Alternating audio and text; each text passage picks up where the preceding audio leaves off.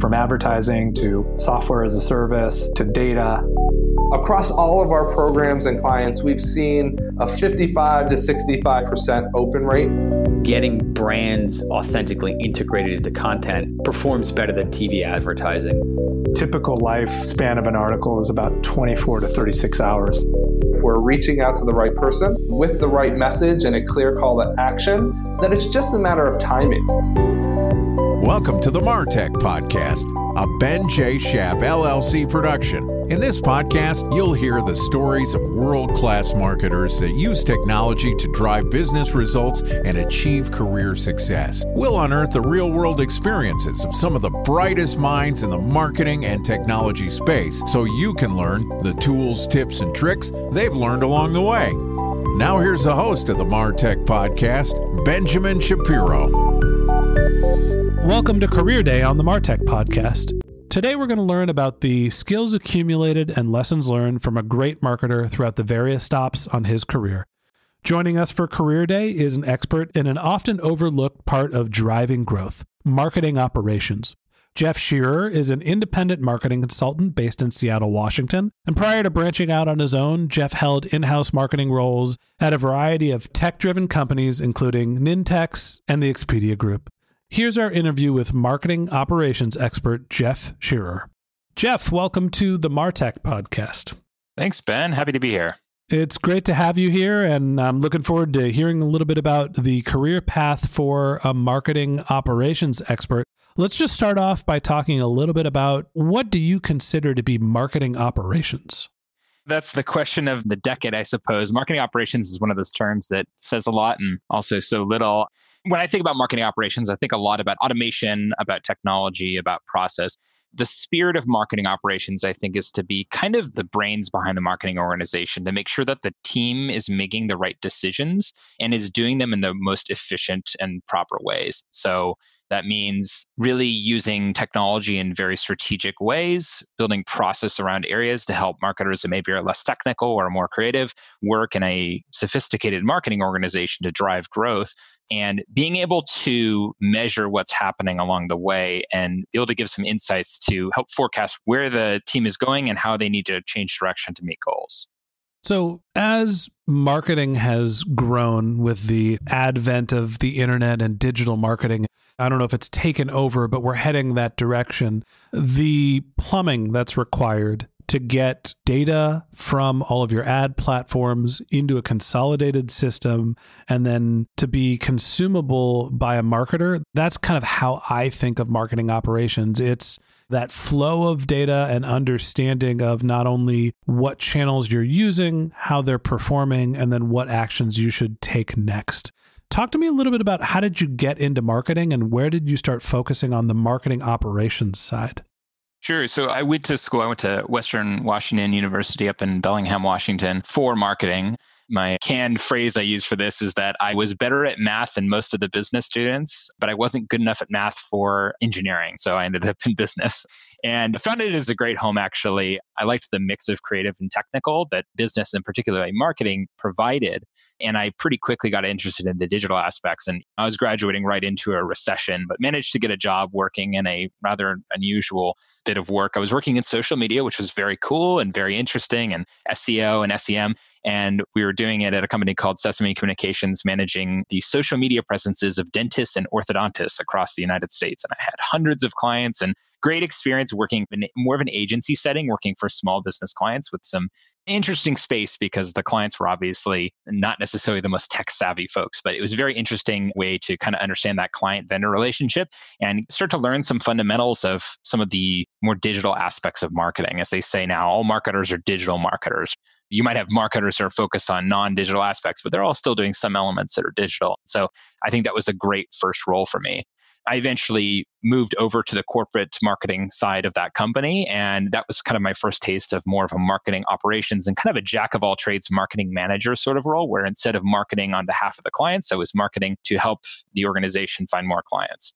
So a couple of things that stick out to me at the early phase of your career. First off, you're going to tell me that my orthodontist doesn't know how to run his own AdWord campaigns? Not quite. Although some of them think they can. Also not surprising. But kidding aside, you started off at an age where digital media was starting to be a mainstay and were working in small, medium-sized businesses. Were you doing a lot of campaign management? Are you placing ads, or what was the day-to-day focus of your job? So when I was working on the agency side of the business, we were definitely doing some advertising, but most of it was restricted to big platforms like Google AdWords. I mean, this was back when Facebook was only just kind of getting going, and we were still building MySpace accounts for some of these doctors. So that kind of helps date where this was happening. So we were definitely doing ad placement, but it was more around Google AdWords, just knowing that it's a lot of local business search, maps being very important, local business listings being very important, and social media, obviously building out those presences, help using those from an SEO perspective, helping getting regular content out to the patients, and building these little communities for these doctors that stay in touch. Very, very important for an orthodontist who's constantly turning over patients to have that kind of patient base coming in for referrals from other doctors or referrals from other patients. So you're learning a lot about local marketing, performance marketing, sort of that math-centric background that you had coming out of college was useful. And then you mentioned that you moved into kind of an online communications role. Tell me a little bit about what the shift was there. So there was an internal opening at the organization for kind of a brand manager, marketing manager sort of role. Small marketing team, companies, a couple hundred people. So not a massive team, but an opportunity to get more into the other aspects of marketing, demand generation, email marketing, website management, content development, those sorts of things, and working with a little bit higher stakes than just a small business setting. And I remember applying for the role, and they had said, hey, we just bought this tool called Marketo, and we don't really know how it works. We need help getting it set up. It's kind of just sitting there, and we need someone who can figure it out. And I said, I can take that challenge. I don't know how to use it, but I'll figure it out. And that was actually a very good career move for me, because that really set my trajectory onto the marketing operations technology path that I think is so perfect for my interests and skills. And it was just through that internal role change that all started.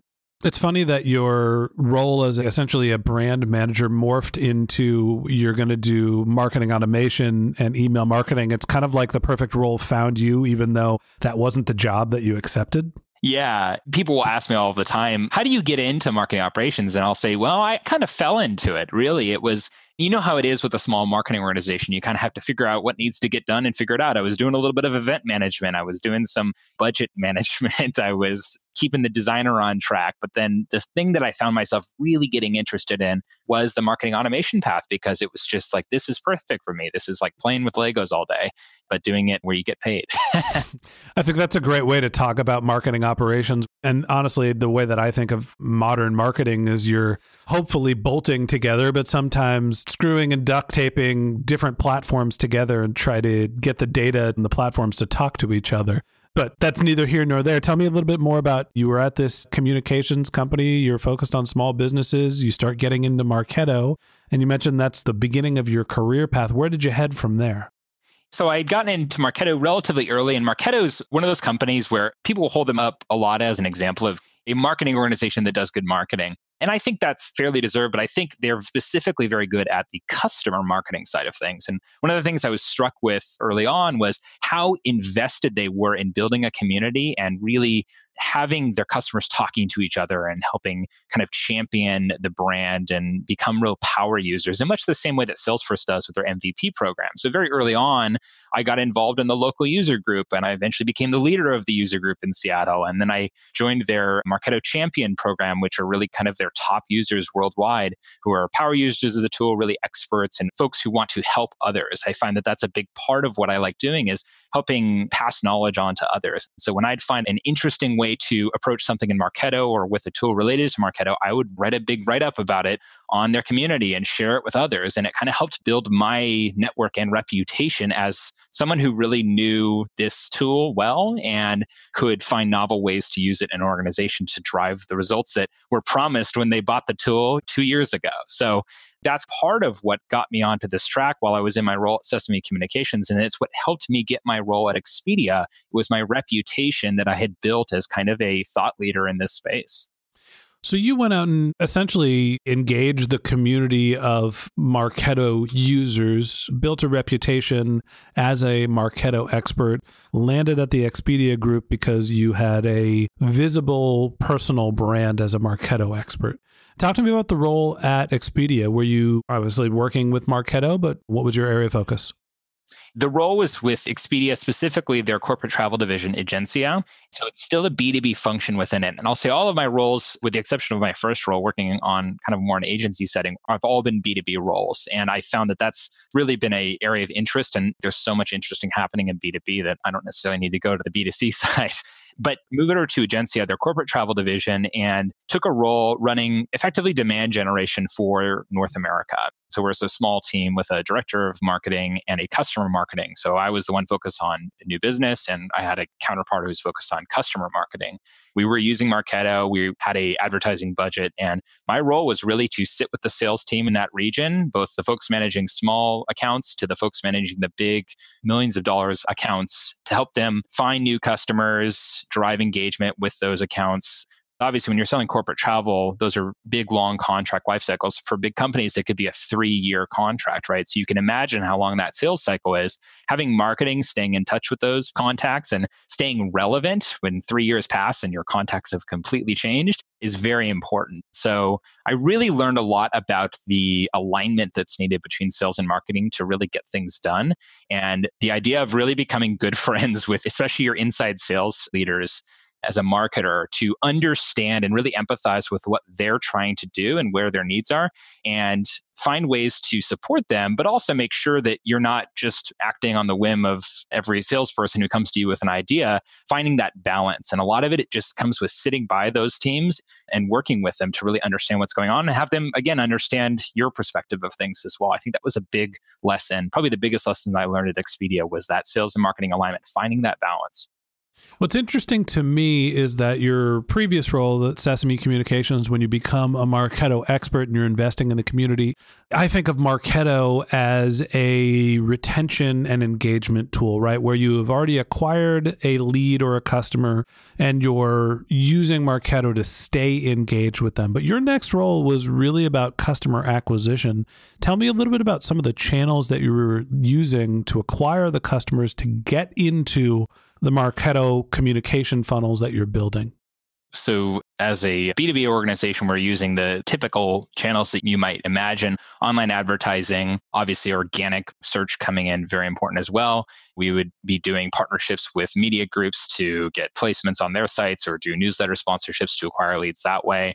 And obviously working with the sales teams on any sort of accounts that they're developing to help find new leads through technology like an inside view where you're enriching or you're adding contacts to the account. So we're doing a bit of everything. So my role was actually acquisition marketing manager. So I did own that ad budget. We had an agency that was supporting us, but making sure that we're spending responsibly and our ads are driving the right performance in terms of leads. But ultimately, getting them into the door is just part of the process. I owned the first half of the customer experience, meaning I owned everything up until the first closed deal. And then my customer marketing manager owned the ongoing relationship. So while getting them in the door was the starting point, ultimately it was about building nurture to make sure that the leads that were coming into the system were being qualified properly. If we had content marketing, understanding that those leads aren't necessarily ready to just go and talk to a salesperson yet, kind of thinking through what's the right series of messages that we need to drive to get this person to a threshold where they're ready to talk to a salesperson. And then also having a way to say, hey, salesperson has passed something back to us. What can we do to re-engage this lead so that they're better qualified the next time they come around? And then, of course, measuring things along the way to be able to say, hey, of the closed deals we had, how did our marketing activities impact that along the way? So I think that what you're saying is a very mature view of what marketing really is, where I think that a lot of people who are even marketers, but people that are outside of marketing looking at what the function is for, they're thinking of marketing, the guys that run the AdWords campaigns or that use Facebook and get customers to the website, and then maybe they send some emails, and you're looking at marketing acquisition, not just the sort of top of funnel activity of driving net new leads, but the engagement strategy, networking, and reaching out to a community to try to build the overall profile for the product that you're selling. Absolutely. And it's funny because with account-based marketing being such a hot term in the past couple of years, it wasn't really much of a term when I was in my role at Expedia. But what we were doing was exactly that. Because again, when you've got those kinds of sales cycles and you have those kinds of deal sizes, you're not just talking to one person and you can't just focus on, well, we got a lead in the door. It's, hey, we got a lead in the door that fits the persona that we're targeting and fits the type of account that we can sell well into, both in terms of the size of the company. Because you can imagine you could have a tiny company that does a ton of travel, or you could have a gigantic company that does no travel. So the measures of what defines a good customer aren't so clear for a travel management company. So thinking through that profiling and thinking through who are the people we want to be talking to, we were doing account-based marketing. We were doing direct mail campaigns to some of these folks. A lot of that stuff was very ahead of the game, and I don't credit myself for this. I credit really my boss, who was very much and still is a pioneer in this space. But I think that marketing tends to get relegated to, oh, we generate leads or we generate clicks. But especially in the B2B space, marketing has really got to be that strategic partner that helps people scale. I think it was an episode of the SaaStr podcast or something like that recently with Maria Pergolino, who's the CMO of Anaplan. And she said something to the effect of, marketers are what help sales teams scale. Without them, a sales team might say, hey, we can sell on our own. But ultimately, to scale and to scale efficiently where your profit is retained, you need to have a good marketing team that's thinking about that front end. And I think it's just short-sighted to think of marketers as just lead generators. I think that people confuse marketing and advertising often. For sure. Where lead generation is I'm placing an ad, I'm getting somebody to the property, I'm doing the outreach and meeting net new prospects. Marketing is broader than advertising, and it is really the development of a market and the promotion of a brand.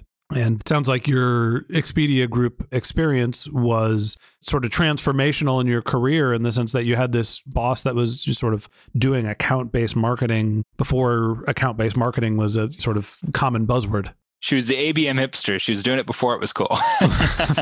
Her name, by the way, is Jen O'Brien. She later worked at SAP Concur and ClearSlide, and I believe she's now at SAP proper. So we'll have to have her as a guest on the show. And yeah, absolutely. I could see that the ABM hipster being the title of the episode already.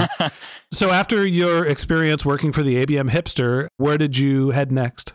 So I was really itching to take on a role that would give me a little bit more of a global function, because obviously the role I was in at Expedia was very much a North America role. And I really was interested in working with more global teams. And I wanted to build a team of my own and take on kind of that more people manager role. So I had an opportunity to build a department at Nintex, which is a workflow automation company that's just down the street from Expedia in Bellevue, Washington. And I took on the role of director of marketing operations for that team.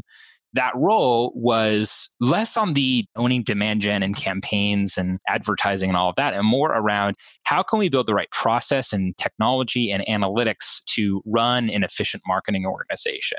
And Nintex is a Marketo user as well. So obviously that was a component of it. But it was also around what are the right metrics for us to be measuring and how should we be tracking those? How do we connect the dots from our online advertising or our emails? Nintex is a big partner-led organization. How do we track the leads that are coming from our partners properly and look at all of the different touch points that are happening to be able to say that this deal was driven by these channels and be able to measure effectively what's the return on investment from those channels. So it's a big part of the role there.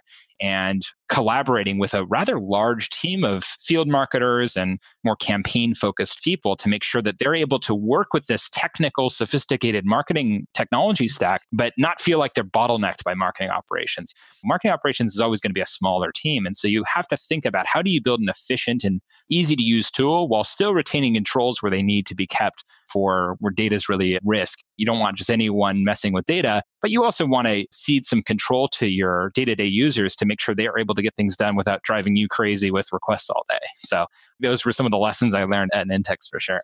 It's interesting. So this is really the first time where you have a title that specifies that you're focused on marketing operations, which to me indicates that there's a separate marketing team or someone else who is a director of something else marketing related. Tell me about the relationship between marketing operations, your team, and the rest of the marketing org. Are you seen as a support function? Are you independent and the owners of the data? What's the difference between those two teams?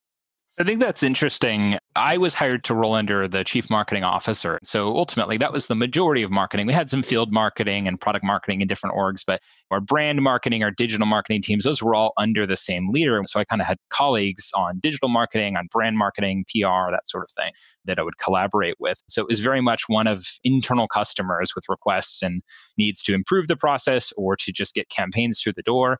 So a lot of what that role was collaborating with those leaders to understand kind of where their needs were, where our gaps, where we wanted to get to, and understanding what they were trying to do with their programs, and then building a framework that kind of being that internal consultant to help design with them a process that would work. It's interesting, though, because marketing operations, I think, is evolving as a term. And I think around that time was when that was really becoming more of a common term and a role in organizations, probably even a few years before then. But now you're seeing it even bifurcate even more because you're starting to hear this term RevOps, revenue operations, where you've got a sales operations team, marketing operations team that work a lot together. But RevOps is this idea of bringing those two functions together under their own team. So rather than having a marketing leader owning marketing ops and a sales leader owning sales ops, you might have a RevOps focused org. I haven't worked in that sort of org yet. I think it has its own trade-offs, but that's a whole other series of complications, benefits, trade-offs, that sort of thing. Yeah, it's interesting. I'm starting to see at more growth stage companies, instead of having a CMO, they're having a CRO. Yeah. And CRO is interesting, right? Because CRO could mean head of sales. It could mean head of sales and marketing. It could be, any sort of things. And some of the orgs I've been at have had CROs who've been more sales focused folks, but it just kind of depends on the organization and how that works. It also depends on the CMO. Some CMOs you'll have are very brand and the more creative side of marketing. Other CMOs are very, very technical, very data driven folks. And that's probably where you start to see that CRO crossover a bit more. Yeah, whenever I hear CRO, I just assume it means VP of marketing and VP of sales, and they just gave two jobs to the same person. Mm-hmm. So talk to me a little bit more about, you go and you're setting up the infrastructure for all of these different peer groups within marketing. You mentioned direct response or your advertising team and PR. You're a support function for them. How is your role evaluated when you're not the one that's running the end campaign? Your job is to facilitate the production of that work. I think a lot of how we would measure ourselves, and obviously being the team owning the metrics, we would design our own metrics as well. And I would measure my team, my analysts. We would be sandbagging to make sure that our metrics look good. Yeah, right, exactly. You get to mess with the numbers a little bit there. No, but my team, my analysts and my marketing automation specialists, we would focus a lot on efficiency metrics like, hey, how quickly are we turning around tickets from others? So that's a fairly simple, like more of a project management sort of focus metric, where we start to say, hey, are we getting lists uploaded in a timely manner? What's the kind of degree of error we have with data coming in? How quickly are we responding when someone needs to get a campaign out the door? So that'd be one way of measuring it, just in terms of how well are we supporting the other teams. Operational efficiency, really? Yeah, exactly. We'd also have project milestones of, hey, we want to get this particular tool put in place, or we want to get this particular process in place. And by completing those by those milestones, that would be a measure of success. But we would also share in the responsibility of ultimately meeting the number, because demand generation can bring in 100 leads, but if those leads aren't scored and tracked properly along the way, that's not going to result in a high degree of sales acceptance or qualification down the line. So ultimately, I've always viewed demand generation metrics as a shared responsibility of marketing ops and a demand gen team, because we cannot exist without the other. I can build the best system in the world, but without campaigns to run through it, it's not going to do anything. And vice versa, a demand gen manager can spend all their days spinning up creative campaigns, but if they don't have the tools to execute it, it won't drive a meaningful impact. It's interesting because in this role of marketing operations, I think that there's two ways that you can look at this. Our job is to create the system, the plumbing, the infrastructure, the architecture, and we shouldn't be held accountable for what the business results are, because they're all the operating teams that are running the campaigns and leveraging our platform. So all that matters is they can do what they want to seamlessly and efficiently. Or the flip side, we're responsible for everything, because the campaigns that are going to be run are important, but all of them are run through our infrastructure, and it's our job to make sure that that's seamless and effective.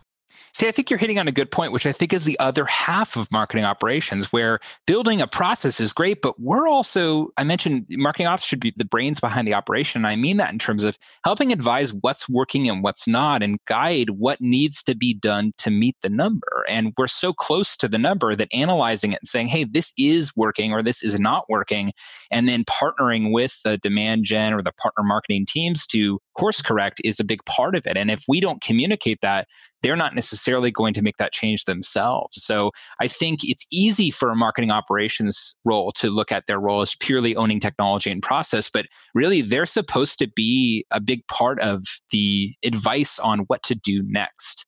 And to assume that a demand gen marketer or some other marketing organization is that close to the numbers is probably doing them a disservice. I think marketing ops builds the systems to analyze, but should also, there's a reason why I had analysts on my team, because we were the partners to help build out the QBR slides and make sure everyone's using the right metrics, because we're the ones that knew the data the best. So I think that's the other half of marketing, is establishing that analytics prowess too. Yeah, I think that you brought up that you had analysts on your team. And to me, marketing operations is not just creating the infrastructure, architecture, 10 different ways to name it, but also being able to understand and interpret what data is coming in so the end operator of a specific channel can decide what their strategy is. Exactly. Eventually, you move on from Nintex and you're independent. Tell me about the reason for going out on your own, and tell me about what you do today. So I was looking to make a change. I was at Nintex for about 4 years and was looking to try something new. I'd always been interested in the consulting path. I mentioned earlier, a big passion for me is in teaching others and helping others excel in this space. And I saw consulting as kind of an interesting path to flex those muscles and to start to impact other organizations outside of my own. I'd always kind of been a pro bono consultant, so to speak, when someone wanted to jump on a call and talk through things. But I was really interested in this idea of kind of building out a business, knowing I had a good reputation, knowing I had a great network. How can I build a book of business this way and kind of try this as a side project? Really, it started out as taking a break before my next plan, but I've actually been doing it for the past 6 or 7 months now, and it's been really rewarding so far. So most of the work that I'm pursuing now is still very much marketing operations, technology work. I'd say I do a mix of taking a look at people's technology stack, looking at what works, what isn't, where there's overlap that maybe is desired or undesired, helping them understand their processes, their lead life cycles, their scoring models, and saying, is this working right? Is this passing leads properly? And how do we talk to sales to make sure that we have alignment around this? And then taking a look at the actual systems they're using to execute their business, looking at their process for nurture marketing or for contact management, things like consent programs, things like that for GDPR or Canadian anti-spam, and building those processes so that these companies can kind of walk away with a pre-built program that they can then use right out of the gate without necessarily having an in-house marketing operations expert. As you look back on your career, going from a demand gen role into your role sort of doing pre-ABM, ABM for Expedia, and then getting into true marketing operations role for Nintex, now being independent, what advice do you have for people that are interested in a career in marketing operations? And what are some of the resources that you'd guide them to help get them educated? Ben, I love this question because it's really the question I get asked most is, how did you get into this? And what advice would you give to me to get into this? And the tough thing is that the answer is a little bit complicated. When you hear about my path, it seems designed, but of course it wasn't. And part of the reason I'm even in this is because I sort of fell into a role I wasn't really qualified for, but took a chance on. And I think that would be a big part of my advice for folks who want to get into this is you start in some sort of a marketing function, whether it's a marketing coordinator sort of role or working in an agency, working in some sort of digital space, because marketing operations and technology touches all of that. And building some subject matter expertise with the tools you're using can start to make you stand out as an expert in the space and help you get those deeper and deeper technology roles. I think that's a big part of it, right? Is finding kind of those pieces of technology and really going very deep on them. Nowadays, while I still have a lot of expertise on the Marketo side, I'm not using it as much directly as I used to. And I think that's the role of my team to help develop them to become better at those sorts of things. But I think starting out, going very deep, I don't know if you ever heard of this notion of the T-shaped marketer, but the idea of, hey, there's all these different areas you can get into in marketing, but ideally you go deep in a couple of those, at least starting out to really build some expertise. And then you start picking out some new areas along the top of the T to go deeper on as you grow in your career. And I think that's a good model for young marketers or folks who are looking to switch into the marketing space to think about as they go down this path. As far as resources online, unfortunately, like learning Marketo and specific tools is actually a little bit tricky because a lot of these tools are kind of these walled gardens. They're these closed off ecosystems that you can't just get a trial account on. But there's ways, right? There's programs, and I think the universities are starting to get better at this. There's online boot camps, obviously. You could also just start with something like a Salesforce because everyone's using Salesforce and you can actually get a free developer account to Salesforce just as a test space. So that's a great place to start to kind of get a sense for how these systems interplay with each other and kind of run with it from there. Yeah, I think one of the things that occurs to me is, well, Marketo might be an expensive tool and a walled garden. There's a whole host of other tools that are in the marketing automation space where you can learn about the different features and use cases at a more accessible price point. So for people that are interested in this space, I think that there are tools that are not necessarily enterprise level that will allow you to understand the underlying principles.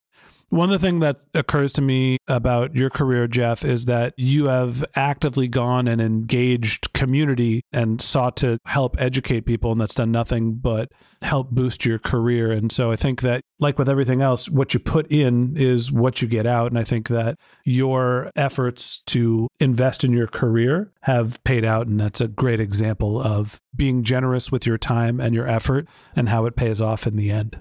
Absolutely. I think giving back and finding ways to teach others only helps you learn more along the way. That's been one of the biggest lessons in my career so far. So you're right on for highlighting it. Well, I appreciate you being generous with your time and joining us on our show and talking to us about marketing operations. And that wraps up this episode of the MarTech Podcast. Thanks to Jeff Shearer for joining us. If you'd like to learn more about Jeff, you can click on the link in our show notes to see his bio or visit his website, which is jeffrshearer.com, jeffrshearer.com. If you're a subscriber to the MarTech Podcast, we just want to take a minute to say thank you for being a member of our community. You can always reach out to us on social media. My handle is Ben J. Shap, BenJShap, and you can find me on LinkedIn and on Twitter. If you haven't subscribed yet and you want a weekly stream of marketing and technology knowledge in your podcast feed, we've got some great episodes lined up for you, including tomorrow's update where we recap how this podcast performed in November. So hit the subscribe button in your podcast app and we'll be back in your feed to wrap up this month in podcasting tomorrow morning. Okay, that's it for today, but until next time, my advice is to just focus on keeping your customers happy.